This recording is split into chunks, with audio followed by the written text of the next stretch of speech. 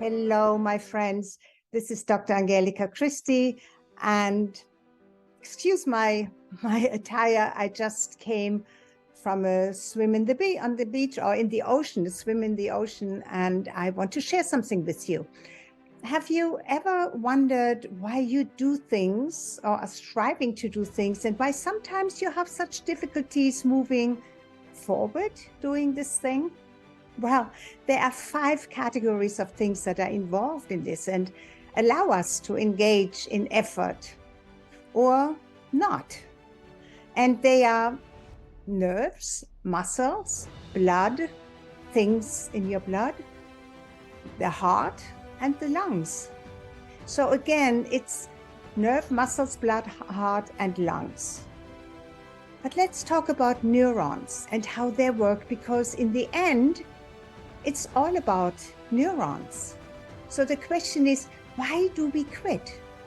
And there was a study that I've found so interesting. A couple of years ago, it was published, and it speaks about a particular class of neurons in our brain stem, in the back of our brain.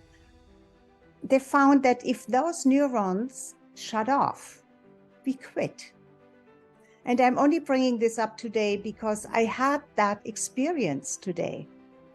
Now, those neurons also release adrenaline, and every effort of any kind is actually related to releasing adrenaline when we are awake. It's actually epinephrine that is released. That's, the kind of adrenaline. But the neurons really give the signals to the whole brain. So when we are engaged, adrenaline or epinephrine is released. And when we are relaxed or want to fall asleep, those levels of epinephrine are low. So when people say that they have a hard time keeping on or keeping going, then neurons are probably at a point where they want to quit because something is not working as expected. Something that you see is not showing that it makes any sense to move forward or being engaged. And that impulse is neither mental nor physical. But we always think about it's mental. It's either I don't want to, I have a problem with how I think about it, or it's my physical body. No, it's your neurons. Your thinking is the responsibility of chemicals and electrical signals in your head. So it's not 90% mental and 10% physical, or 50 and 50, or 70 mental, 30 physical. None of that, nothing like that. It is 100% your nervous system, and it's neurons. It's our neurons that are connected to our muscles, to our lungs, to our blood, to our nervous system. Neurons run our bodies, and neurons need electrolytes and sodium and potassium and even magnesium to generate that electricity that makes you go, that makes you active, take action.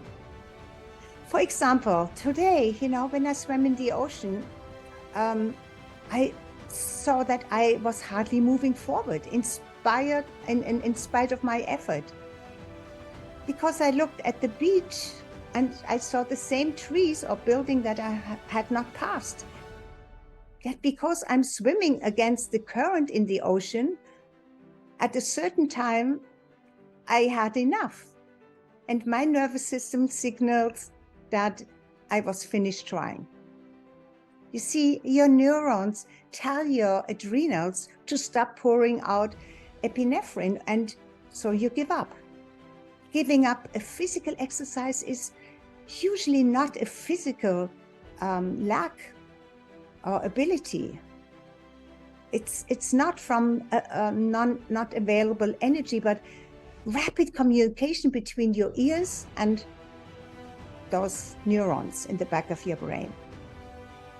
So next time you feel like you want to give up, you may want to find a new visual or other stimulant to excite your brain to want to keep going and throw out those epinephrines, those energy hormones, your adrenals, that your adrenals also then put out, right?